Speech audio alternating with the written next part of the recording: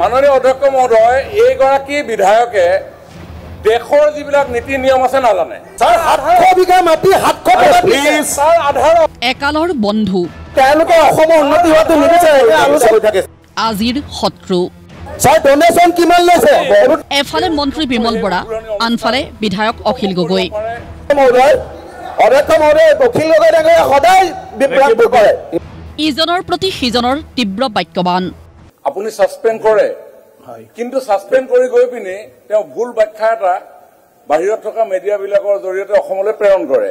গতিকে এনেকুৱা এটা ৰুম বনাব লাগে, সাসপেন্ড হোৱাৰ পিছত সেই ৰুমটোত বহাই থব লাগে, চাহ খুৱাই বাহিৰত যাব নোৱাৰে। গতিকে ট্ৰেন্সপাৰেন্সি কাক কয়, ডেমক্ৰেসি কাক কয়, ট্ৰেন্সপাৰেন্ট গভাৰ্নেন্স কাক কয়, বিধানসভা কাক কয় আৰু মানুহৰ বাক স্বাধীনতা কাক কয়, এইবিলাক কথা তেওঁক মানে বুজোৱাটো মানে পাহাৰত কাছকণি বিচৰাৰ নিচিনা কথা।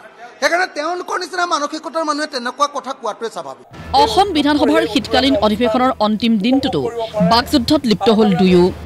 মহোদয় অধ্যক্ষ মহোদয় অখিল গগৈ ডাঙৰীয়া সদায় বিভ্ৰান্ত কৰে। ইমান ভাল বস্তু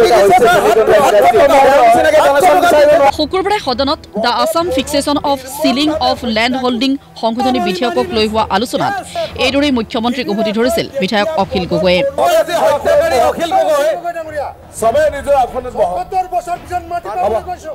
চাহ শ্ৰমিকক ভূমিপট্টা প্ৰদান বিষয়টোৰ পৰা আঁতৰি কোনে কাক হত্যা কৰিছিল সেই লৈ উত্তাল হৈছিল সদন। প্ৰণৱ বড়োৱে যেতিয়া কেৰাচিন তেল লৈ আত্মহত্যা কৰিছিল মাটিৰ কাৰণে, অখিল গগৈৰ লগত কেৰাচিন তেল দিব লাগিছিল নে নাই? অখিল গগৈৰ বিৰুদ্ধে মুখ্যমন্ত্ৰীয়ে উত্থাপন কৰা অভিযোগক সমৰ্থন জনাই আজি বিমল বৰাৰ মন্তব্য। বিধানসভাৰ বিষয়ত অখিল গগৈৰ জ্ঞান নাই। মাননীয় অধ্যক্ষ মহোদয়, এইগৰাকী বিধায়কে দেশৰ যিবিলাক নীতি নিয়ম আছে নাজানে। প্ৰণৱ বড়োক আত্মহত্যা কৰিবলৈ প্ৰৰোচিত কৰাটো সঁচা। দুখন চিঠি লিখি বুজাইছিলো, কিন্তু নুবুজিলে।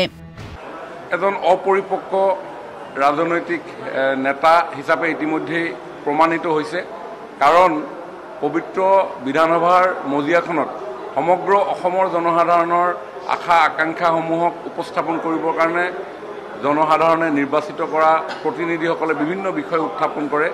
কিন্তু আমাৰ আসাম এছেম্বলিৰ যি প্ৰচিডিঅ'ৰ ৰুল এণ্ড কণ্ডাক্ট আছে সেই বিষয়ৰ কোনো তেখেতৰ অধ্যয়ন নাই, আৰু নথকাৰ ফলত যিকোনো বিষয়তে দৃষ্টি আকৰ্ষণ কৰিবৰ কাৰণে বিধানসভাৰ মজিয়াত এটা অহৈতুক পৰিৱেশ তেওঁ সদায় নিৰ্মাণ কৰি আহিছে।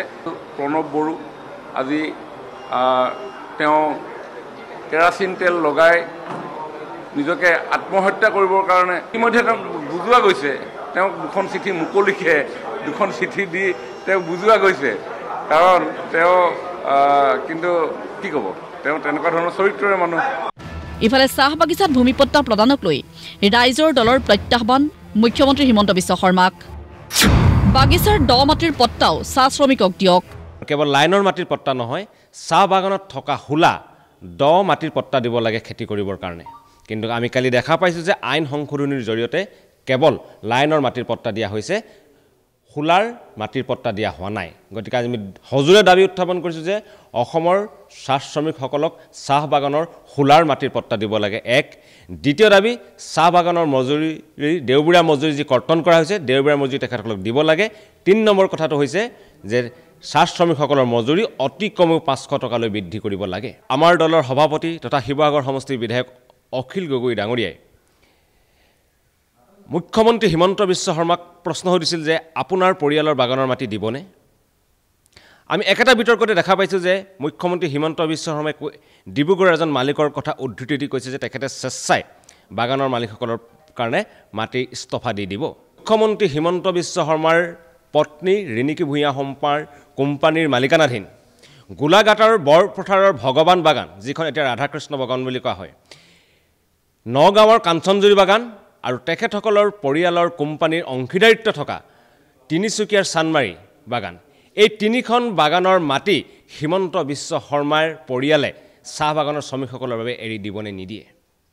মুখ্যমন্ত্ৰী হিমন্ত বিশ্ব শৰ্মাৰ ইমানেই যদি চাহ শ্ৰমিকসকলৰ প্ৰতি দৰদ আছিল, তেনেহ'লে কিয় মুখ্যমন্ত্ৰী হিমন্ত বিশ্ব শৰ্মাই কালি সদনৰ পবিত্ৰ মৰ্যাদাত ঘোষণা নকৰিলে যে তেখেতৰ পৰিয়ালৰ কোম্পানীৰ মালিকানাধীন 3খন বাগানৰ মাটি তেখেতসকলে ইস্তফা দিছে বুলি মুখ্যমন্ত্ৰীৰ লগতে সদনত বিজেপিৰ আন মন্ত্ৰী বিধায়কৰ বিৰুদ্ধেও অখিল গগৈয়ে অকলে যুঁজ দিবলগীয়া হোৱাটো বিৰোধীৰ দুৰ্বলতা আখ্যা ৰাইজৰ দলৰ হিমন্ত বিশ্ব শৰ্মাৰ চৰকাৰখনৰ কেলেংকাৰীৰ বিৰুদ্ধে মুখ্যমন্ত্ৰীৰ পৰিয়ালৰ কেলেংকাৰীৰ বিৰুদ্ধে বিৰোধীয়ে একত্ৰিতভাৱে যদি এই ইস্যুবিলাক জনগণৰ মাজলৈ লৈ যাব লাগে কালি যদি আমাৰ সভাপতি বিধায়ক অখিল গগৈ ডাঙৰীয়াই অকলশৰে যুঁজখন নিদি সকলো বিৰোধী দলে মুখ্যমন্ত্ৰীৰ পৰিয়ালৰ কেলেংকাৰীৰ কাহিনী মুখ্যমন্ত্ৰীৰ পৰিয়ালৰ ভূমি কেলেংকাৰীৰ কাহিনী মুখ্যমন্ত্ৰীৰ পৰিয়ালৰ বাগানৰ মাটি এৰি দিবনে নাই মুখ্যমন্ত্ৰীৰ মানৱেন্দ্ৰ শৰ্মাৰ হত্যাৰ প্ৰসংগ যদি সদনৰ পবিত্ৰ মৰ্যাদাত উত্থাপন কৰিলেন তেনেহ'লে বিষয়টো আৰু অতি বলিষ্ঠভাৱে সদনৰ মৰ্যাদাত উত্থাপিত হ'লহেঁতেন আৰু অধিক বিস্তাৰিতভাৱে জনগণৰ মাজলৈ গুচি গ'লহেঁতেন ব্যুৰো ৰিপৰ্ট প্ৰতিদিন টাইম স্যাৰ 800 বিঘা মাটি 750